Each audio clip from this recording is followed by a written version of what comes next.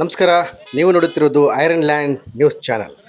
ತಾಲೂಕಿನ ಸಂಡೂರು ತೋರಂಗಲ್ ಮುಖ್ಯ ರಸ್ತೆಯ ನಾರಿಹಳ್ಳ ಜಲಾಶಯ ಪಕ್ಕದಲ್ಲಿರುವ ವಂಡರ್ ವ್ಯಾಲಿ ರೆಸಾರ್ಟ್ ಸಮೀಪ ಹಾಗೂ ಕೊಲ್ಲೂರಮ್ಮ ದೇವಸ್ಥಾನದ ಮುಂಭಾಗದ ರಸ್ತೆಯಲ್ಲಿ ಎರಡು ಗಣಿ ಲಾರಿಗಳ ಮಧ್ಯೆ ಭೀಕರ ಅಪಘಾತ ಸಂಭವಿಸಿದ್ದು, ಇಬ್ಬರು ಲಾರಿ ಚಾಲಕರಿಗೆ ಗಂಭೀರ ಸ್ವರೂಪದ ಗಾಯಗಳಾಗಿವೆ.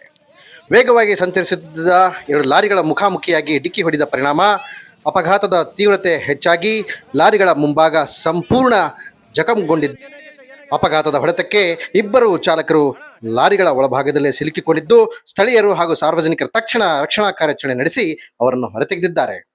ಗಾಯಗೊಂಡ ಚಾಲಕರನ್ನು ತುರ್ತಾಗಿ ಆಸ್ಪತ್ರೆಗೆ ದಾಖಲಿಸಿದ್ದು, ಅವರಲ್ಲಿ ಓರ್ವ ಚಾಲಕನ ಸ್ಥಿತಿ ಅತ್ಯಂತ ಚಿಂತಾಜನಕವಾಗಿದೆ ಎಂದು ತಿಳಿದು ಬಂದಿದೆ. ಮತ್ತೋರ್ವ ಚಾಲಕನಿಗೂ ಗಂಭೀರ ಸ್ವರೂಪದ ಗಾಯಗಳಾಗಿದೆ. ಬಳ್ಳಾರಿಯ ವಿಮ್ಸ್ ಆಸ್ಪತ್ರೆಯಲ್ಲಿ ಚಿಕಿತ್ಸೆ ಮುಂದುವರೆದಿದೆ. ಅಪಘಾತ ಸಂಭವಿಸಿದ ತಕ್ಷಣ ಕೆಲ ಕಾಲ ರಸ್ತೆಯಲ್ಲಿ ವಾಹನಗಳ ಸಂಚಾರ ಅಸ್ತವ್ಯಸ್ತಗೊಂಡಿತ್ತು. ವಿಶೇಷವಾಗಿ ಗಣಿ ಲಾರಿಗಳ ಸಂಚಾರ ಹೆಚ್ಚಿರುವ ಈ ರಸ್ತೆಯಲ್ಲಿ ಸರಿಯಾದ ನಿಯಂತ್ರಣ ಹಾಗೂ ಸುರಕ್ಷತಾ ಕ್ರಮಗಳ ಕೊರತೆಯಿಂದ ಇಂತಹ ಅಪಘಾತಗಳು ಮರುಕಳಿಸುತ್ತಿವೆ ಎಂದು ಸಾರ್ವಜನಿಕರು ಆಕ್ರೋಶ ವ್ಯಕ್ತಪಡಿಸಿದ್ದಾರೆ.